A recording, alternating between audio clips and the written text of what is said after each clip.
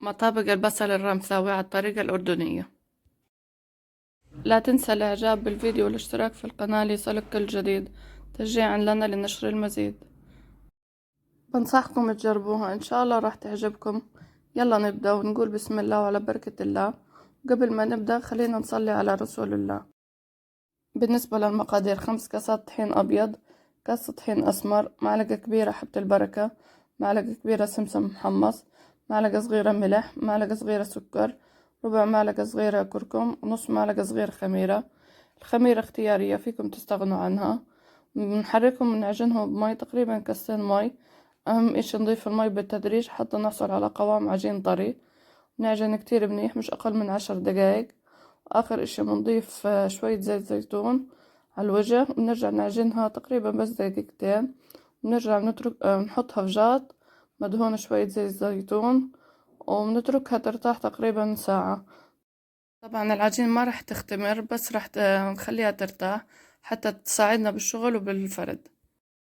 بالنسبة لتتبيلة الدجاج عنا التتبيلة بتكفي لدجاجتين: عصير حبة ليمون، ربع كاسة زيت زيتون، معلقة كبيرة بابريكا، معلقة كبيرة بهار كاجن، معلقتين كبار كاري، ومعلقة صغيرة كركم، ومعلقة كبيرة ملح، ورشة فلفل أسود. بنحركهم كتير مع بعض، ندهن فيهم الدجاجة من برا ومن جوا، ضروري من تحت الجلد حتى تتغلغل النكهات.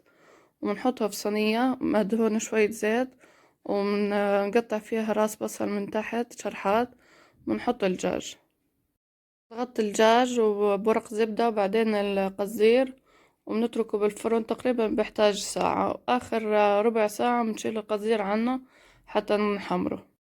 بالنسبة لحشوة البصل عندنا 2 كيلو بصل مقطع ناعم مع كاسة زيت زيتون. بنحركهم مع بعض وبنحطهم على الغاز حتى يتحمروا ويصير لونهم أشقر. وبالآخر بنحط معلقة صغيرة ملح ومعلقة صغيرة فلفل أسود، نص معلقة صغيرة كركم، ونص معلقة كمون.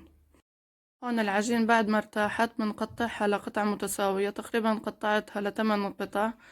المهم تكون القطع عدد زوجي لأنه كل تنتين رح نحطهم ببعض.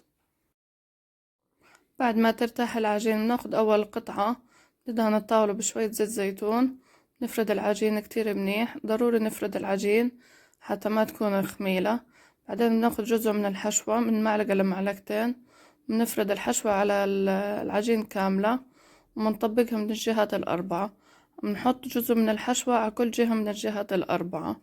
بعدين بنرفعها على جنب حتى نعمل الجزء الثاني. ناخد القطعة الثانية من العجين بنفردها مثل ما فردنا القطعة الأولى، بنفردها كتير رفيع.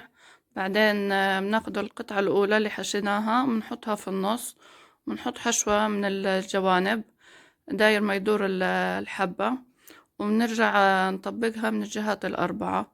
وكل جهة بنطبقها بناخد جزء من الحشوة بنحطه عليها حتى نخلص الكمية كاملة.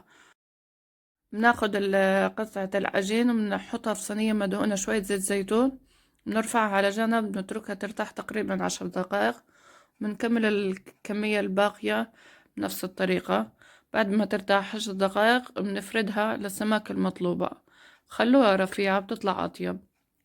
بعدين بتحطوها بفرن محمى مسبقا، الرف الأسفل أعلى حرارة، ما بتاخد وقت كتير، بالكتير ربع ساعة بتكون جاهزة.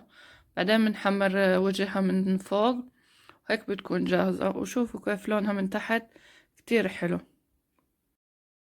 بالنسبة لطريقة التقديم انتوا حرين فيها. انا حطيت الخبز كله فوق بعض، بعدين حطيت الدجاج وزينته بشوية لوز. جد بنصحكم تجربوها، كتير طيبة وزاكية، والخبز بيطلع كتير مقرمش والدجاج طري. جد جربوها.